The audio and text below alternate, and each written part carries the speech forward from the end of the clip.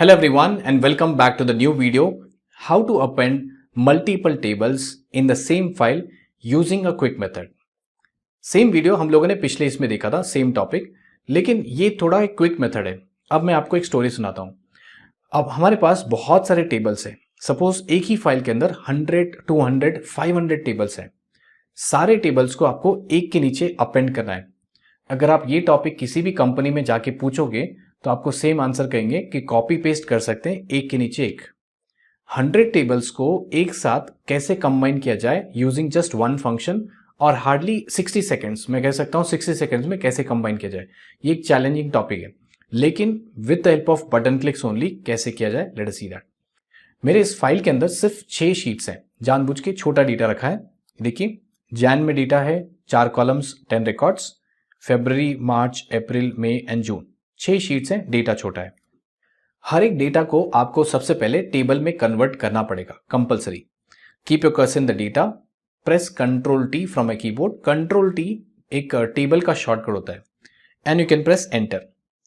Second sheet में जाके control T enter, third sheet में जाके cursor in the data control T enter, fourth में भी कंट्रोल टी एंटर।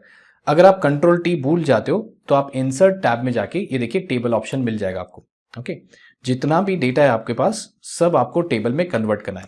ये कंपलसरी आपको करना पड़ेगा। 100 डेटा सेट होंगे तो 100 टेबल्स कंपलसरी। सारे टेबल्स को एक साथ कैसे क्लब किया जाए? Data menu bar, gate data from other sources, blank query. अगर आप पुराने वर्जन में हो तो आपको गेट डेटा नहीं मिलेगा, आपको मिलेगा न्यू क्वेरी ऑप्शन। और भी पुराने वर्जन में हो जैसे 2013 एंड 2010 में, तो आपको एक सेपरेट टैब मिलेगा पावर क्वेरी, जिसमें आप सारे फीचर्स देख सकते हैं। चलिए, तो सबसे पहले एक ब्लैंक क्वेरी, अब प्लेन ब्लैंक क्वेरी बनाते हैं इसमें। Power query editor window open हो गया। इसके अंदर कोई भी क्वेरी नहीं है। देखिए लेफ्ट साइड में कोई भी क्वेरी नहीं है। सबसे पहला query query 1। Right hand side में भी कुछ नहीं है। और ये देखिए, इसका मैं नाम देता हूं appended data. Okay, appended data.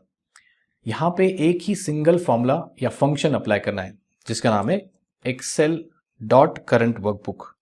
Okay, इसका नाम है Excel dot current workbook. E capital, C capital, W capital, E capital, C capital, W capital. ये जो फंक्शन है इसे कहते हैं एम फंक्शन, और ये होता है केस सेंसिटिव। एम फंक्शन ये यूज किया जाता है पावर क्वेरी में। Equal to Excel dot current workbook. Pause करिए स्क्रीन, देख लीजिए, open and close bracket, enter. इतना ही आपको टाइप करना है।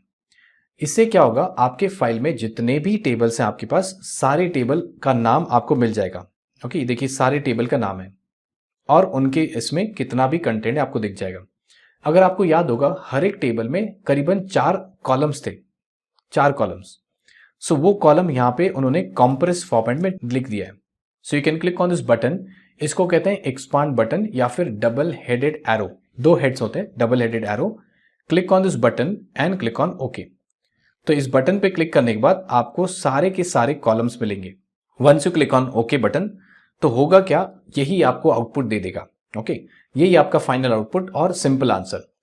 ये इसने क्या किया, सारे के सारे कॉलम्स को और सारे के सारे रोज को अपेंड कर दिया और फाइनल आउटपुट आपको दे रहा है 60 रिकॉर्ड्स। Okay, 60 records. इस पूरे फाइल में कितने टेबल थे? 6 table. Excel dot current workbook brings you all the tables in the current workbook. Okay, so if I click on home menu bar, close and load option, final output आएगा आपको एक नए sheet में। Okay, final output. अब इसके अंदर एक problem है जो हम लोग जाके फिक्स करने वाले हैं। फिर से मैं पूछता हूं, इस पूरे शीट में, पूरे फाइल के अंदर कितने टेबल्स थे?